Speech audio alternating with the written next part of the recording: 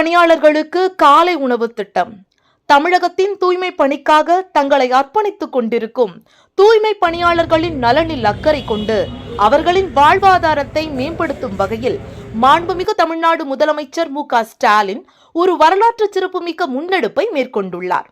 தமிழகத்தில் உள்ள மாநகராட்சிகளில் ஏற்கனவே வெற்றிகரமாக செயல்படுத்தப்பட்டு வந்த தூய்மை பணியாளர்களுக்கான சத்தான காலை உணவு திட்டம் இன்று முதல் மாநிலத்தின் அனைத்து நகராட்சிகளுக்கும் அதிகாரப்பூர்வமாக விரிவுபடுத்தப்பட்டுள்ளது. இதன் மூலம் பல்லாயிரக்கணக்கான ஒப்பந்த மற்றும் நிரந்தர தூய்மை பணியாளர்களின் நீண்டகால தேவை நிறைவேற்றப்பட்டுள்ளது.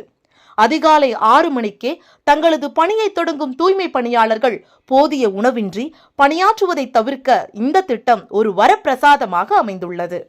இத்திட்டத்தின் விரிவாக்கத்தை தொடர்ந்து கோவை மாநகராட்சி மத்திய மண்டலம் 80வது வார்டில் பொது சுகாதார குழு தலைவரும் வார்டு கவுன்சிலருமான மாரி செல்வன் தூய்மை பணியாளர்களுக்கு தனது கைகளால் உணவு பரிமாறி திட்டத்தை தொடங்கி வைத்தார்.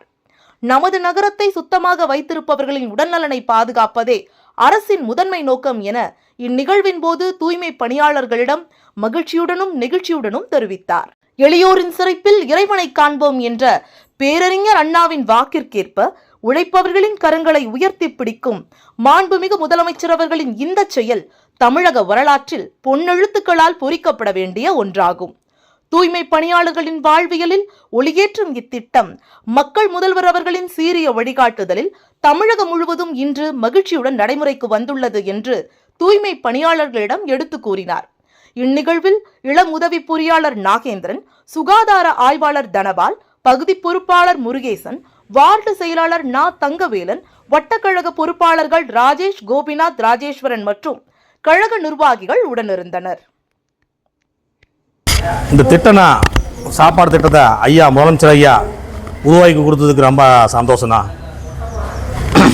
நம்ம வார்டில் இப்போ 80வது வார்டுனா 80வது வார்டில் நல்லா சிறப்பாக போயிட்டுருக்கணும். ஒரு 3 வாரமாக இது நம்ம செஞ்சு கொடுத்ததுக்கு மாரி செல்வனுக்கு ரொம்ப சந்தோஷம்தான். ரொம்ப நன்றிண்ணா. அருமையாக செஞ்சு கொடுத்துருக்கேண்ணா.